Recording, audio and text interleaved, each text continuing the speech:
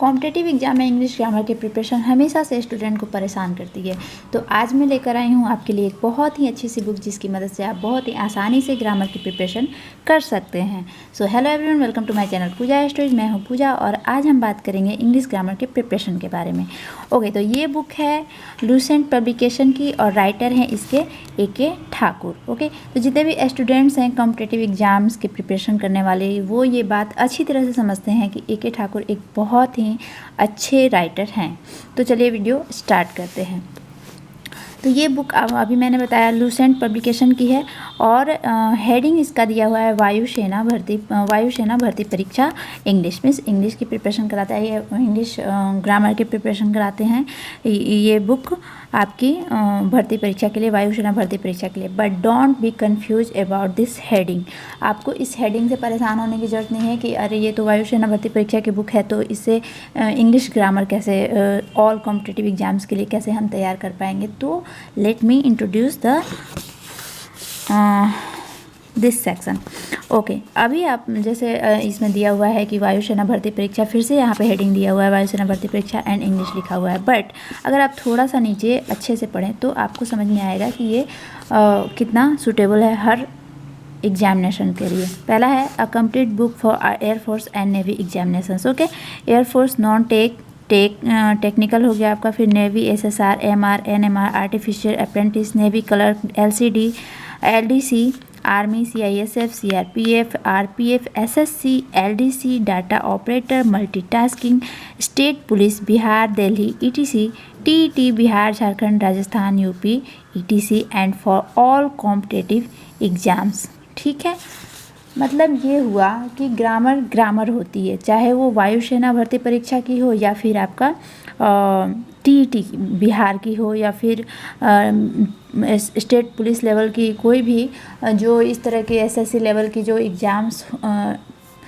कराए जाते हैं उनमें ग्रामर्स लगभग सेम ही होते हैं। सारे के ग्रामर्स के टॉपिक सेम ही हैं। ओके, तो ऐसा ये नहीं कह सकते हम कि ये सिर्फ वायुसेना भर्ती परीक्षा की है। एक्चुअली हर पब्लिकेशन ऐसा अपने बुक्स की सेलिंग के लिए इस तरह के कवर पेज बनाता है जिससे उसकी बुक सेलिंग हो अच्छे से, पर्टिकुलर लोग उस तरह के बुक्स को खरीदें। अदरवाइज़ आप खुद सोचिए ना कि ग्रामर तो ग्रामर ही होती है, फिर इसको वायुसेना भर्ती परीक्षा क्यों लिखा गया है। हो सकता है कुछ चीज़ें उससे ऐड की हुई हों या फिर उस तरह के उसके मॉडल सेट से तैयार की गई हैं, इसलिए इसको थोड़ा सा चढ़ा बढ़ा के लिख दिया जाता है। अदरवाइज़ ग्रामर होती है, आप आसानी से इससे भी अपना प्रिपरेशन कर सकते हैं।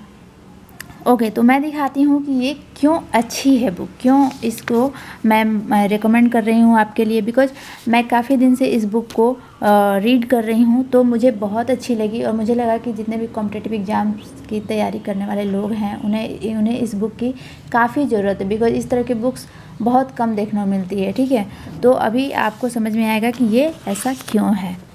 तो मैं लेके आई हूँ इसका chapter number 2 article. Okay, article लगभग सब लोग समझना चाहते हैं, सब लोग जानना चाहते हैं कि आर्टिकल को कैसे यूज़ किया जाता है, कैसे इसका कहाँ प्रयोग किया जाता है। कुछ लोग बहुत अच्छी तरह से जानते भी हैं, लेकिन इसमें क्या है ना कि इसमें बहुत अच्छे तरीके से समझाया गया है। अगर आप देखें आर्टिकल सेक्शन में तो एक तो इसका इंट्रोडक्शन हो गया आर्टिकल का, उसके बाद से आर्टिकल का प्रयोग कैसे कैसे किया जाता है इसके लिए इन्होंने लगभग इन्होंने 30 रूल्स बनाए हुए हैं। Okay, rule number 30 means 30 rules बनाए हुए हैं एक आर्टिकल के प्रयोग पे। तो आप समझेंगे कि कितनी आसानी से इसमें समझाया गया है और कितनी अच्छे तरीके से आप इसको यूज कर सकते हैं। जैसे पहले नंबर पे अगर आप देखें तो इनडेफिनिट आर्टिकल। ओके, और फिर इसका डेफिनेशन दिया हुआ है, फिर इसके एग्जांपल्स दिए हुए हैं, फिर 2 नंबर पे डेफिनिट आर्टिकल्स। ओके, इस तरह से कर के ये पूरा लगभग 30 रूल्स आपको बनाए गए हैं एक चैप्टर के लिए। एंड और भी सारे चैप्टर्स में लगभग इसी तरह के रूल वाइज ही इन्होंने लिखा हुआ है पूरा। फिर आपका इधर एक्सरसाइजेस दे दिए गए हैं, उसके बाद उसके आंसर्स दिए गए हैं।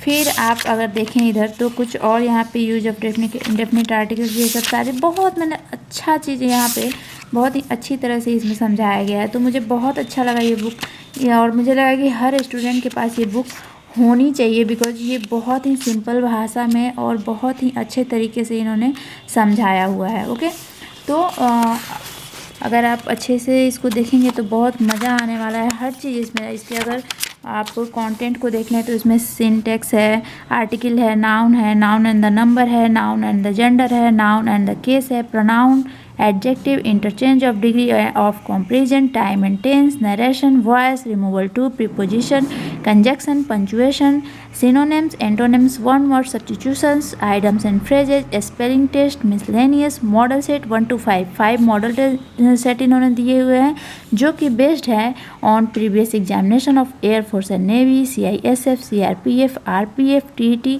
State police, Bihar, Jharkhand, Delhi, Rajasthan, UP and many more. Okay, तो ये तो हो गई इसकी कंटेंट की बात, अंदर कैसे समझाया गया है इसकी बात। अब थोड़ा सा इसका मॉडल सेट हम चेक कर लेते हैं।